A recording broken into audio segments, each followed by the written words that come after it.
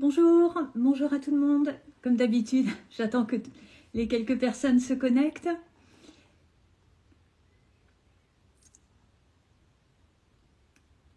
L'objectif aujourd'hui, c'est d'aborder le thème de l'évaluation dans notre manuel Udlet.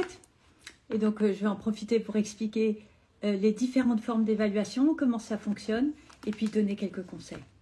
Voilà, donc il y a des gens qui se connectent, des personnes que je connais bien. Bonjour, chers collègues, bonjour. L'objectif aujourd'hui, donc, c'est d'aborder l'évaluation. Je vais laisser 1 minute le temps que les collègues se connectent. J'espère que tout le monde va bien. Et donc, il y a des personnes, des noms, je reconnais. Bonjour. J'attends juste quelques secondes que tout le monde se connecte et puis je vais commencer.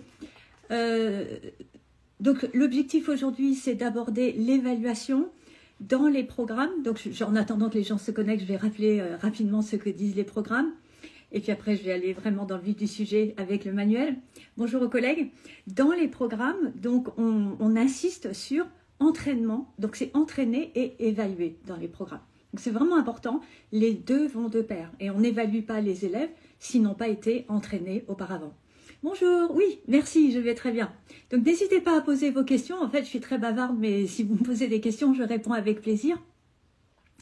Et je peux m'interrompre sans problème. J'aime bien le côté interactif. C'est vrai que je parle de manière continue, mais il ne faut pas hésiter à m'interrompre. Je vois les commentaires défiler. Donc en fait, dans les programmes, on retrouve les deux termes entraîner et évaluer. Et donc l'un va de pair avec l'autre. Ils insistent sur l'entraînement, sur l'importance de la manipulation, de la mémorisation, de l'imitation, de l'acquisition de stratégies transférables.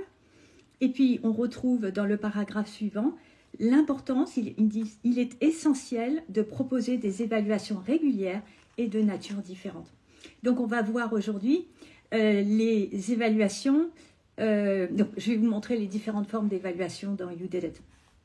Et donc, après, juste à la fin de ce paragraphe, ces évaluations, en cohérence avec les niveaux du CE-CRL, facilite le positionnement des élèves et mettre l'accent sur les effets de seuil, ces moments critiques où les compétences linguistiques atteignent un nouveau palier. Donc, avec plaisir, hein, pour ceux qui disent merci. Donc, en fait, donc je vais rappeler quelques éléments fondamentaux par rapport à ce que dit la recherche, et j'en ai parlé dans un webinaire. C'est que, étymologiquement, évaluer, en fait, c'est donner de la valeur. Donc, c'est vraiment important quand vous évaluez les élèves que vous pensiez que derrière cette idée d'évaluer, en fait, ce n'est pas d'évaluer, c'est évaluer, c'est donner de la valeur.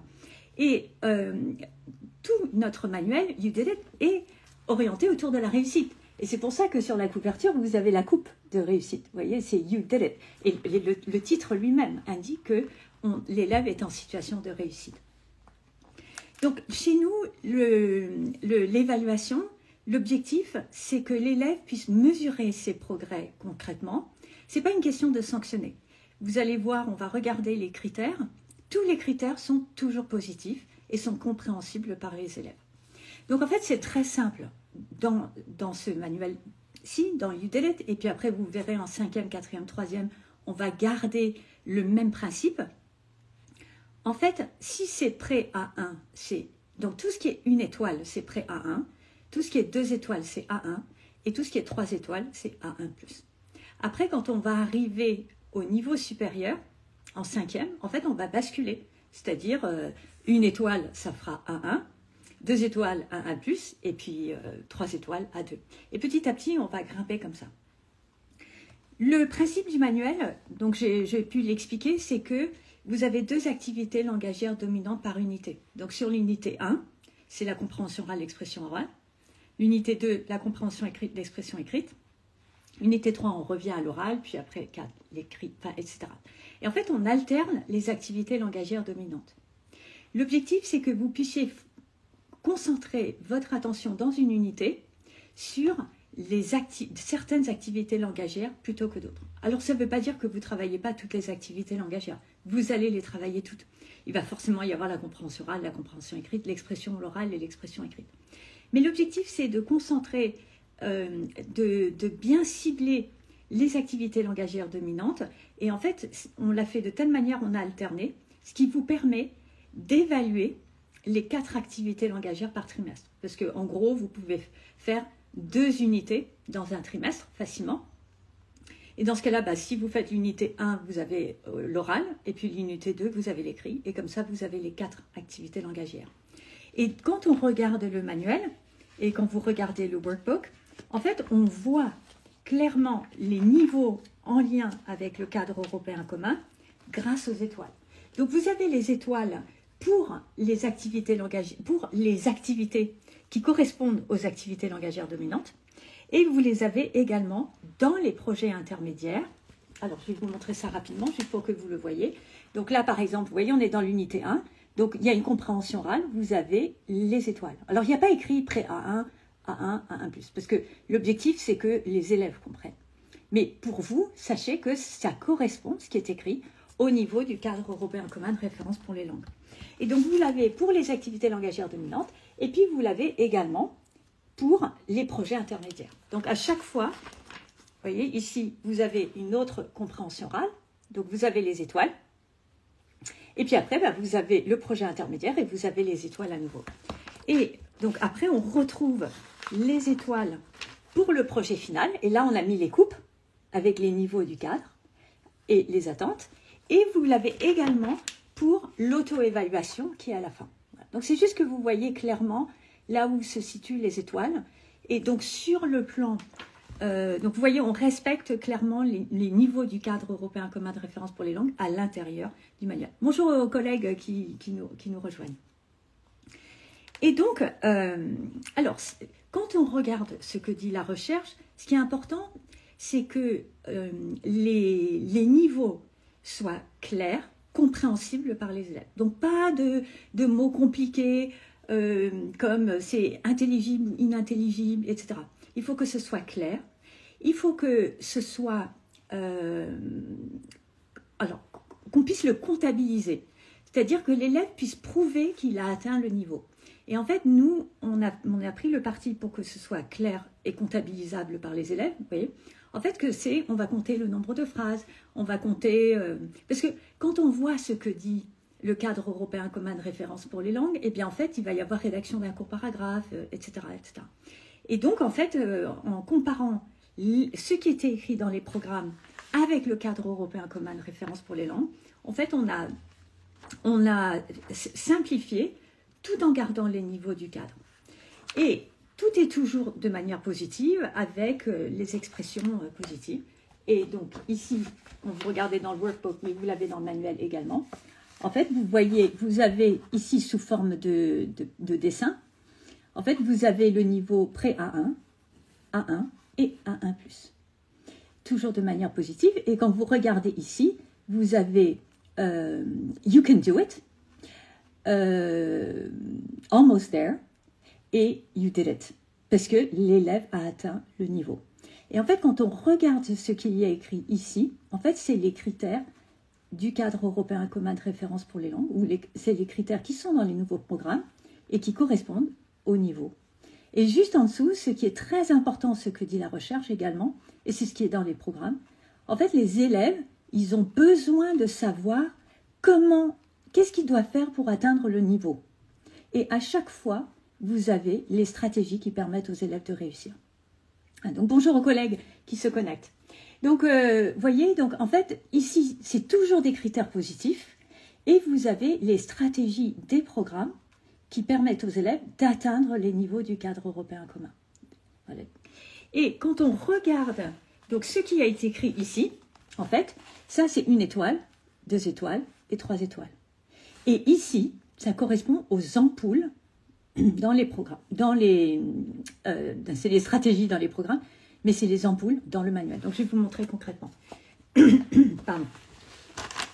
Donc, par exemple, si je regarde l'unité 1, on sait que l'activité langagière dominante, j'ai dit l'unité 1, c'est l'oral, la compréhension orale et l'expression orale. Donc, en fait, si on regarde la première compréhension orale, vous avez les niveaux du cadre ici, et vous avez la stratégie qui est là, en fait. On l'a matérialisé de manière sympathique pour que les élèves, vous voyez, ils se repèrent, et sans qu'il y ait écrit pré A1, A1, A1. Parce que vous voyez, en fait, le parti, c'est qu'il n'y ait pas de pollution visuelle, vous voyez, beaucoup d'éléments périphériques, pour que ce soit très clair pour les élèves. Et donc, en fait, à chaque fois pour l'activité langagière dominante, vous avez le niveau du CECRL qui est là, sous forme d'étoile, et vous avez la stratégie qui permet à l'élève de réussir dans l'activité langagière. Et donc, ça, c'est ce qui permet d'entraîner les élèves, vous voyez, parce que les élèves, ils voient qu'est-ce qu'ils doivent faire pour réussir. Là, en l'occurrence, ils doivent trouver 2 ou 3 informations, 4 ou 5 informations, ou 6 informations. Des fois, c'est... là, par exemple, on avait mis, pour une compréhension écrite qui était un peu plus difficile, on a mis exprès une ampoule, alors que ce n'était pas une activité langagière dominante. Mais on a écrit, même dans un contexte difficile, il y a les mots que tu connais, et retrouve-les. Et donc, en fait, quand vous regardez tout le manuel et vous voyez les petites ampoules, c'est les stratégies que l'on donne aux élèves pour développer les activités langagières. Et donc, on peut croire que ce n'est pas en lien avec l'évaluation, mais si. Parce que, en fait, c'est comme ça que l'élève, quand il fait attention à l'ampoule et qu'il regarde, en fait, c'est l'astuce qu'on lui donne pour arriver à atteindre le niveau supérieur. Donc, vous voyez, c'est vraiment les deux vont de pair. Et quand on regarde dans les programmes, les deux vont de pair. En fait, il y a le niveau et juste après, en fait, quand on regarde, il y a les stratégies. Donc, c'est un peu souligné parce que les programmes, je les ai lus, relus et relus. Et donc, en fait, donc vous voyez, vous avez ce que sait faire l'élève, et juste en dessous, vous avez les stratégies pour chaque activité langagière. Et en fait, c'est ces stratégies-là qu'on a repris qui sont dans les ampoules. Voilà. Donc, pour nous, l'élève doit pouvoir prouver qu'il a réussi. Et c'est ce qui lui permet de comprendre ce qui est attendu de lui pour progresser. Donc c'est vraiment très important parce que c'est pas toujours facile de comprendre qu'est-ce que c'est que d'être un bon élève quand on est sur des supports différents et qu'il n'y a pas de critères que l'on peut comptabiliser ou qui sont faciles à comprendre.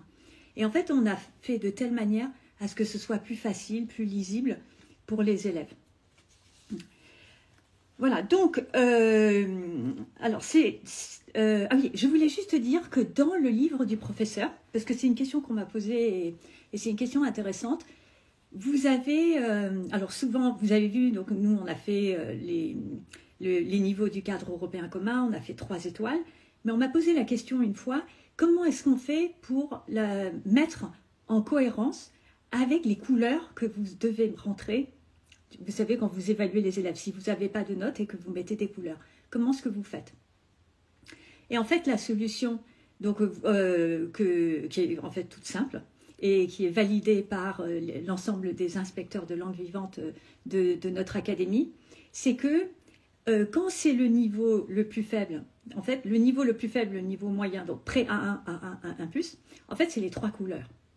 Et le rouge, en fait, on ne le met jamais à un élève de 6e, sauf quand il n'a rien fait. Voilà. Si l'élève n'a rien fait, dans ce cas-là, il a rouge. Mais un élève, par exemple, en 6e, s'il est primo-arrivant et qu'il a écrit un mot, et qu'il a fait un effort, et que cet effort-là, eh ben, c'était écrire un mot, eh bien, on lui met l'étoile jaune. Donc, il n'y a pas de rouge chez nous. Okay, et ça me paraît logique. Le rouge, c'est vraiment quand l'élève n'a même pas atteint le niveau de base, il n'a fait aucun effort, n'a rien fait. Voilà, il n'a rien rendu. Donc en fait, les 3 étoiles correspondent aux 3 couleurs si vous utilisez des couleurs pour rentrer les évaluations des élèves.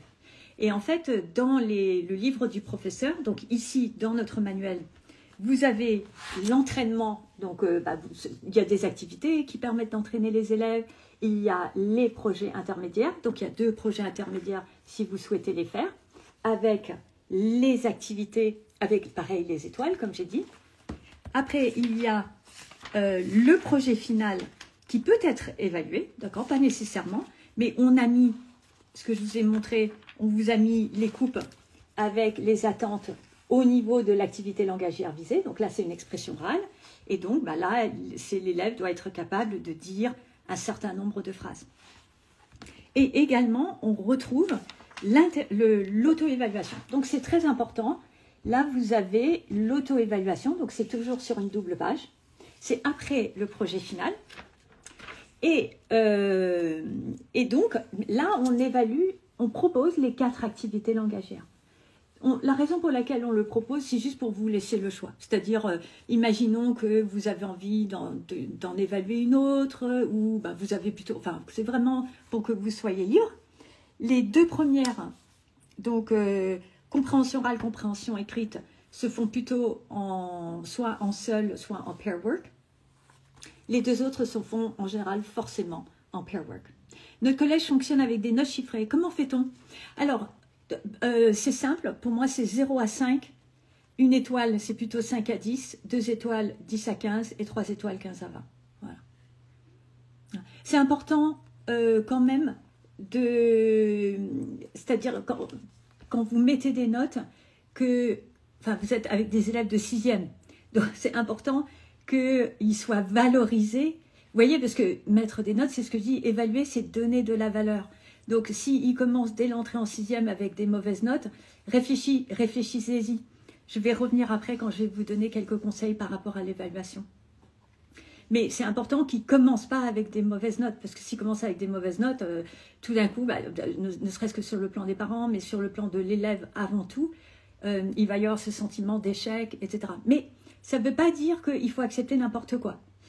Et donc, ce qui est important, c'est que l'élève comprenne ce qui est attendu de lui et comment il peut y arriver. Voilà, donc je me répète un peu, mais c'est vraiment important. Voilà, donc j'espère que ça répond à la question. Moi, ça me semble logique. Un élève qui n'a pas fait grand-chose et qui a le niveau le plus bas, eh bien, en fait, il a entre 0 et 5. Et un élève qui n'a pas vraiment qui, par exemple, n'écrit qu'une phrase, il recopie une phrase, eh bien, en fait, et puis après, au-delà. Mais vous pouvez moduler aussi en fonction du fait, est-ce que vos élèves ont fait de l'anglais à l'école primaire ou pas. Voilà. Donc, c'est quelque chose que nous, on propose et qu'on a mis dans le manuel. Mais si vous voyez, par exemple, que c'est trop sévère, parce que vous pouvez avoir des élèves avec des besoins particuliers, donc il y a vraiment des collèges très, très différents et des élèves avec des besoins très différents. Ce qui est important, ce qui est fondamentalement important, c'est que l'élève soit évalué de manière juste. Si l'élève a fourni un effort, mais qu'il a écrit qu'un mot, et que pour lui, il a écrit le mot correctement et il est fier, et c'est important, c'était son objectif, eh bien, vous pouvez très bien lui mettre une étoile, voire même 2 étoiles. Vous voyez, si après tout, il arrivait à peine à écrire une lettre, il faut qu'il puisse être fier. Et après, s'il y a des formes de différenciation sur le plan de l'évaluation, c'est pas grave. Voilà. Donc, ce qui est important, c'est que les élèves soient valorisés dans le travail qu'ils ont réussi à faire. Mais globalement, en fait, ces étoiles-là, ça correspond au niveau du CE-CRL. Voilà. Enfin, c'est pas globalement. Les étoiles correspondent au niveau du CE-CRL. Après, nous, on propose de faire le lien avec les couleurs. Donc, ce qui est important, c'est la recherche montre que c'est d'impliquer les élèves dans le processus d'évaluation. Donc, il faut que les critères soient clairs. Il faut que les élèves aient été entraînés pour qu'ils les comprennent. Et donc, c'est la raison pour laquelle on a mis les étoiles de temps en temps dans le manuel et dans le workbook. D'accord? À chaque fois qu'il y a des étoiles ici, on les retrouve dans le workbook. C'est pour que les élèves, en fait, ils participent à cette réflexion de qu'est-ce qu'on attend de moi pour que je puisse réussir. Mais on ne l'a pas mis partout, parce qu'on ne peut pas non plus mettre la pression tout le temps, parce qu'en fait, ils sont quand même tout le temps en train d'être évalués. Donc, l'objectif, ce n'est pas d'être toujours sous la pression. Mais c'est quand même important qu'ils comprennent, pour qu'ils voient, ah ben voilà, est-ce que grâce à l'astuce, j'arrive à faire ce qu'on me demande? Si je n'y arrive pas, je regarde bien l'astuce, je réfléchis, je réessaye, etc. Et quand vous regarderez l'ensemble du manuel, vous verrez, c'est très important, les astuces, elles reviennent régulièrement. Parce que la recherche montre que les stratégies, il faut qu'elles aient été utilisées, mais il faut qu'elles aient été revues encore pour que l'élève puisse s'entraîner à les utiliser. Des fois, ce n'est pas facile la première fois, il faut une deuxième fois, voire une troisième fois. Et donc, en fait, on a repris les petites ampoules, là, qui sont les astuces ou les stratégies. on les a repris à plusieurs reprises dans les différentes unités en fonction des activités langagières dominantes. Donc ce qui est important, c'est qu'il faut impliquer les élèves, il faut que les critères soient clairs, il faut que les élèves soient entraînés. La recherche montre qu'en France, il n'y a pas assez d'auto-évaluation. D'accord, on fait plutôt des évaluations sommatives.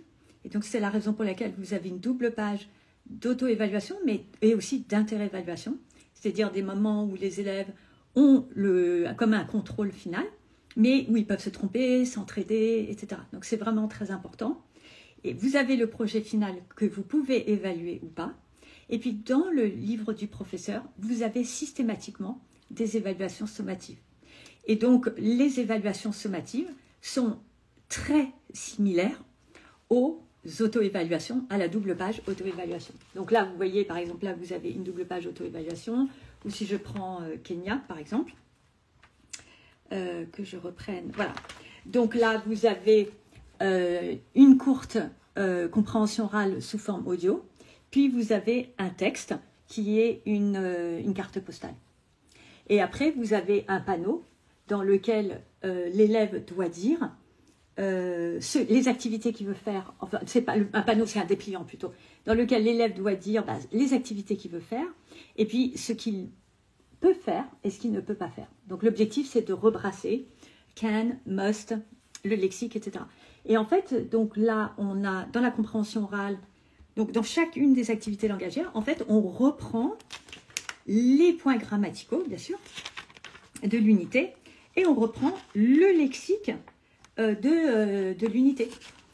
Et voilà, donc on reprend le lexique de l'unité, on reprend la grammaire, et donc on va retrouver ça dans les 4 activités, dans l'auto-évaluation, l'inter-évaluation. Et dans l'évaluation sommative, donc dans le livre du professeur, ça se présente de manière automatiquement photocopiable, avec le nom de l'élève, la classe, etc. Et en fait, on retrouve, c'est pas au mot près, hein, c'est différent, on a changé des mots, etc. Mais c'est exactement de la même nature, en changeant des mots de vocabulaire. Donc là, par exemple, on a le même document, mais avec des mots qui sont différents, etc. Voilà, donc c'est fait vraiment pour que vous puissiez entraîner les élèves, vérifier qu'ils sont prêts, demander aux élèves, voilà, est-ce que vous êtes prêts, etc. Et puis après, vous pouvez donner l'évaluation qu'on a proposée dans le livre du professeur. C'est une proposition. Donc, quelques conseils. L'erreur est normale, ça fait partie du processus d'apprentissage. C'est comme lorsqu'on apprend à marcher, on tombe, et après, on se relève, et petit à petit, on apprend à marcher sans tomber. Donc, l'erreur est constitutive, ça fait partie de l'apprentissage, et il faut que les élèves soient rassurés quand ils font des erreurs. Mettez en place, donc ça c'est des petits conseils en plus, mettez en place l'évaluation de la deuxième chance. Donc il y a beaucoup de collèges qui le font. Quand un élève a raté, il a la possibilité de repasser le même contrôle ou un autre contrôle. Souvent c'est dans le bureau du principal, c'est pas une punition, hein, mais c'est dans une salle où il peut le faire tranquillement. Et c'est vraiment important que l'élève ait la possibilité d'avoir une deuxième chance de réussir. Évaluer les élèves, donc j'ai listé quelques petits conseils. Évaluer les élèves quand ils sont prêts et pas avant. Donc ça veut dire qu'il faut qu'ils aient été entraînés, il faut qu'ils puissent vous dire voilà on est prêt, pas prêt, etc. Ne pas faire de contrôle surprise, okay, parce qu'en fait c'est simple, si vous faites des contrôles surprises, il y a de grandes chances que des élèves n'aient pas révisé et donc ils vont échouer. Et si vous prévenez qu'il y a un contrôle, il y a de grandes chances qu'ils l'apprennent et donc ils le réussissent. Qu'est-ce qui est plus efficace? Le plus efficace, c'est qu'ils le sachent et qu'ils puissent le préparer pour le réussir. Donc, pas de contrôle surprise. Pour les contrôles de vocabulaire, donc c'est très important de faire des contrôles de vocabulaire. On n'en a pas proposé. Moi, ce que je trouve vraiment intéressant, c'est ce que font certains professeurs, c'est ils font faire les contrôles de vocabulaire par les élèves avant. Donc, ils vont mettre les élèves par groupe de 15, ils disent, OK, vous préparez le contrôle de vocabulaire, vous préparez 20 mots, par exemple, et je vais ramasser les feuilles, et en fait, je vais choisir l'une de ces feuilles, et ce sera le contrôle pour toute la classe. Et en fait, c'est très motivant, ou sinon vous dites, c'est une de ces feuilles, ce sera le contrôle pour l'autre classe. Et donc, c'est sympathique, les élèves, ils participent à la construction du contrôle, et en faisant le contrôle, ils révisent le vocabulaire. Et puis, voilà, donc aussi une dernière idée, c'est ne pas hésiter à noter l'élève quand il a réussi. C'est-à-dire, vous pouvez évaluer lorsque vous avez fixé une évaluation sommative, etc. Mais imaginons, des fois, il y a des élèves chez qui le stress est tellement important qu'en fait, ils échouent au moment du contrôle, alors qu'ils ont réussi en dehors du contrôle. Par exemple, un élève prend la parole plusieurs fois, il s'exprime, il réussit à faire quelque chose, et dès que vous êtes dans le contrôle, tout d'un coup, ça ne marche plus et il échoue, alors que ça peut être à l'écrit ou à l'oral. N'hésitez pas à faire ce qu'on appelle l'évaluation au fil de l'eau. C'est-à-dire, qu'un élève a réussi quelque chose, et ben vous lui dites bravo, voilà, on va le compter. Et après tout, si au moment du contrôle final, il a une meilleure note, eh bien vous pouvez ne pas compter celle que vous aviez prévu de compter. Mais s'il a une pire note, ben ce n'est pas grave, vous gardez la meilleure note. Et pensez également qu'il n'y a pas de texte officiel qui vous impose un certain nombre de notes. Ce qui est important, c'est que quand même qu'on puisse faire une moyenne. Mais ce qui est vraiment important, c'est que la moyenne que vous mettez aux élèves, elle reflète leur niveau réel. Et donc, imaginons que vous avez un trimestre où vous avez par exemple 4 notes ou 5 notes, enfin ça dépend des petits contrôles, etc. Et qu'un élève a raté un contrôle. Mais en fait, il n'y a aucun texte qui vous interdit de ne pas prendre en compte ce contrôle. Donc, réfléchissez-y, donc c'est vraiment le conseil. L'objectif d'évaluer, c'est donner de la valeur, permettre à l'élève de progresser. Et c'est vraiment comme ça qu'on le perçoit dans notre manuel, où tout est positif, on explique clairement comment arriver au niveau supérieur. Voilà, donc je voulais juste finir là-dessus. N'hésitez pas à poser des questions. Je vérifie, je crois que j'ai dit tout ce que je voulais dire. Voilà, on a fait l'auto-évaluation, l'évaluation, le projet final, ouais, l'évaluation sommative. Ça peut être des questions sur le manuel. Alors, la semaine prochaine, je ferai qu'une vidéo le lundi. Dorénavant, je ferai qu'une fois par semaine. Voilà, jusqu'à ce que, peut-être à la mi-juin, voilà, à la mi-juin, je vais, faire peut-être fin juin, je dirais jusqu'à fin juin. Parce que là, j'en ai fait beaucoup pour que ceux qui préparent le CAPES, en même temps, ils peuvent regarder les vidéos. Et puis parce que vous êtes en train de regarder le manuel pour que vous puissiez regarder les vidéos quand vous voulez. Est-ce qu'il y a des questions? Donc je vois qu'il y a des gens qui sont en train de partir, mais c'est pas grave. S'il y a une personne qui veut poser une question sur autre chose, donc ça met un peu de temps pour moi de voir les questions, donc je ne vais pas couper. La semaine prochaine, je ferai probablement sur les jeux. Voilà, tout ce qui est ludique dans la méthode du délai, lundi prochain. Mais si vous avez un autre souhait, vous pouvez me le dire. Mais l'objectif pour moi, c'est vraiment de répondre aux questions. Donc n'hésitez pas si vous avez des questions. J'aimerais bien faire un post juste répondre aux questions. Mais j'ai peur qu'il n'y ait pas de questions.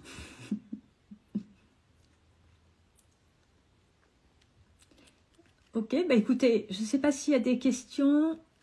Ça peut être des questions. Alors, tout est très clair. J'aime beaucoup l'idée des observables pour l'évaluation des élèves. Ok, tout est très clair. J'aime beaucoup l'idée. Oh, d'accord. Même si c'est pour l'anglais et que je suis en espagnol, c'est très appréciable. D'accord. Merci pour votre retour. Donc, vous savez, je suis inspectrice d'anglais, mais de langue vivante. Et tous les webinaires sont faits pour... pour l'interlangue. Alors, je suis dans un collègue REP+, et c'est vraiment difficile avec les élèves. Oui, Claudine Martina, qui est une des autrices et qui est spécialiste de la grammaire, a enseigné toute sa vie en REP+. Et toute sa carrière, y compris à l'école primaire, etc., elle a toujours été en collège REP+. Et donc, c'est important, vous voyez, le système des étoiles où les élèves comprennent dans un langage clair et simple le niveau supérieur à atteindre, c'est vraiment très important. Et le fait de compter, vous voyez, les élèves ils vont dire « mais madame, on ne comprend pas, etc. Comment je fais pour avoir le niveau supérieur ?» En fait, il suffit de compter. Ouais, tu as fait 3 phrases, maintenant, si tu veux le niveau supérieur, tu écris une phrase de plus. Ouais. Et donc, le fait de comptabiliser, c'est comme ça. Moi, je vous conseille, vous avez un manuel? La personne qui s'appelle Elisabetta Rossu. Parce que c'est important que les élèves aient matériellement un livre. Voilà. Donc, je ne sais pas si vous avez un manuel dans votre établissement, mais c'est important que les élèves aient un livre, qu'ils aient quelque chose, et pas seulement en REP+. Hein. Il y a d'autres professeurs qui apprécient ce côté de ne pas être tout le temps en version informatique ou photocopie. Oui, d'accord. Oui, c'est important. Le livre numérique du professeur est-il fourni avec le manuel? Le livre numérique, oui, tout est fourni avec le manuel des élèves. Voilà, vous avez les versions numériques. Voilà. Ah, j'ai un manuel. Ok, c'est bien, j'ai compris. Voilà, donc, est-ce que vous avez des questions, notamment par rapport à REP+, ou des choses très, très pointues, par exemple? Là, je reste un peu... Bah, je dis à la fois l'essentiel, parce que c'est vraiment important, mais non, d'accord, ok. N'hésitez pas, hein, si vous avez des questions, ou ça peut être sur autre chose en lien avec le manuel.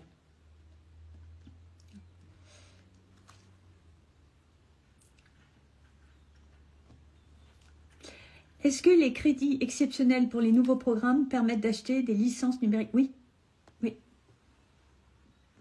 oui. En fait, il va y avoir des crédits exceptionnels. Apparemment, c'est déjà dans les rectorats.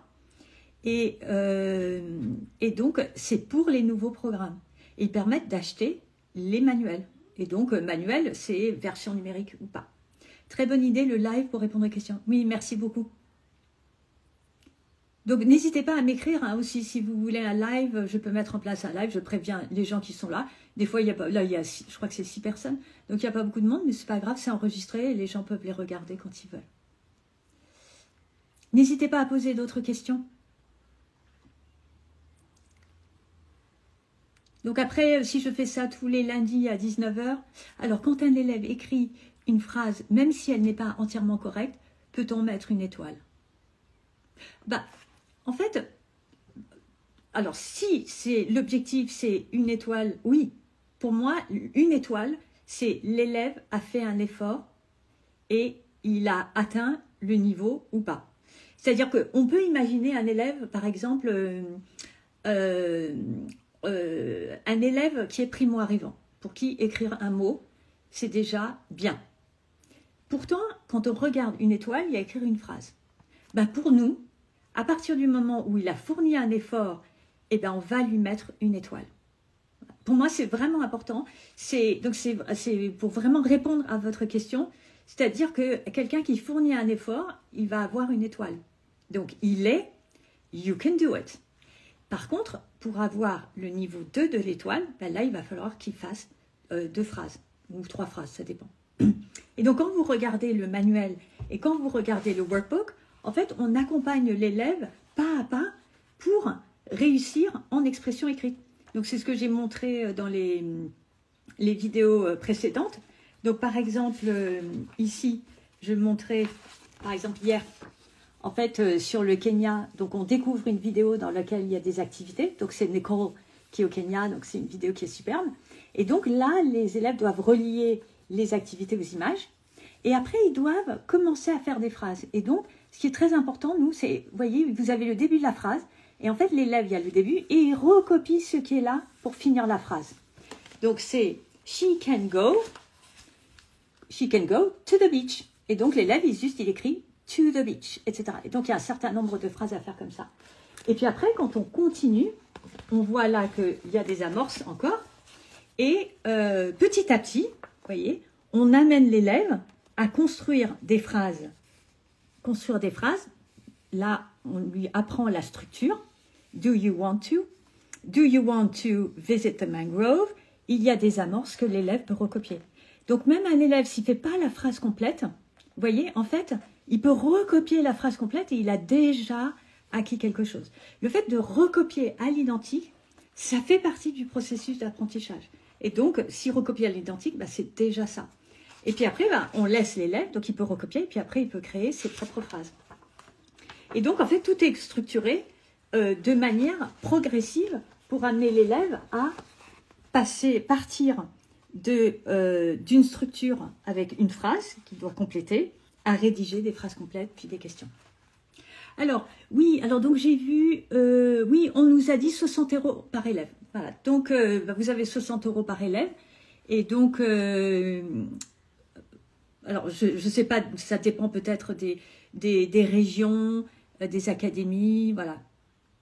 Donc, mais en tout cas, mobilisez-vous pour pour avoir un... Enfin, c'est un peu... Je fais de la publicité pour le manuel, mais en même temps, il y a des professeurs qui me disent oui, mais parce qu'on a l'habitude de faire des photocopies. Donc, l'argument que moi je donne, on me dit, mais quel argument donner? Eh bien, c'est bon pour la planète, parce que vous ne faites plus de photocopies. Vous avez à chaque fois des documents couleurs, donc c'est quand même important que les élèves puissent visualiser en langue, puisqu'on les amène un peu faire le tour du monde, découvrir plein de pays. Donc, les couleurs, les supports de compréhension orale sont quand même extraordinaires et ça vous évite un travail énorme. Donc, sur le plan des photocopies, si vous êtes un établissement E3D, vous voyez, où vous faites attention au gaspillage, etc., ben, ça fait partie. Votre intendant sera ravi de voir que vous faites moins de photocopies. Et puis, ça permet aux élèves d'avoir un document entre les mains, quand même, qui peut feuilleter, regarder, c'est vraiment beau à voir.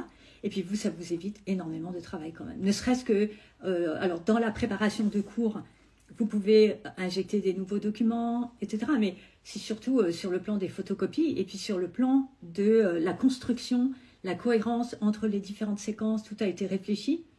Et vous avez tous les supports qui sont adaptés. Voilà. Mais après, c'est votre liberté pédagogique. Mais là, au moins, vous êtes sûr d'avoir quelque chose qui respecte les programmes et qui est construit et réfléchi. Voilà, donc, c'est un gain de temps pour vous. C'est quand même plus confortable d'avoir un manuel. Et puis, si vous êtes absent, la personne qui vous remplace peut juste continuer tranquillement ce qu'il y a dans le manuel. Et puis, ça crée la cohérence entre les équipes, etc. Ils savent ce que vous avez fait. Donc, il y a quand même beaucoup d'avantages. Est-ce qu'il y a d'autres questions?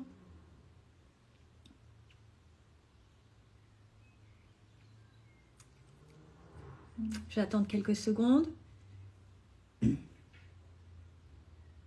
N'hésitez pas à poser des questions sur l'évaluation ou autre chose sur le manuel. Je réponds aux questions. Hein. Sans problème.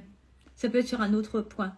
Est-ce que vous aviez fait des manuels pour les autres niveaux de collège? Non. Alors, pour l'instant, non, parce qu'en fait, on sait que 6e, c'est rentrée 2025. Bonne soirée. 6e, c'est rentrée 2025. 5e, c'est rentrée 2026. Et c'est 4e, rentrée 2027. Et 3e, rentrée 2028.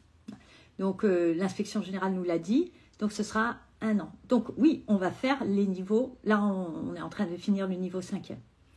Donc, chaque année, on va publier un niveau différent. Mais est-ce que j'ai fait avant d'autres niveaux? Non. On va le faire, on va faire paraître au fur et à mesure que les programmes vont être mis en application. Et donc, c'est un niveau par an. Ce qui est bien, parce que ça vous permet de faire les choses tranquillement, de ne pas trop changer d'un seul coup et de vous concentrer sur quelque chose de nouveau. Chaque fois, un niveau de plus. Voilà. Est-ce qu'il y a d'autres questions?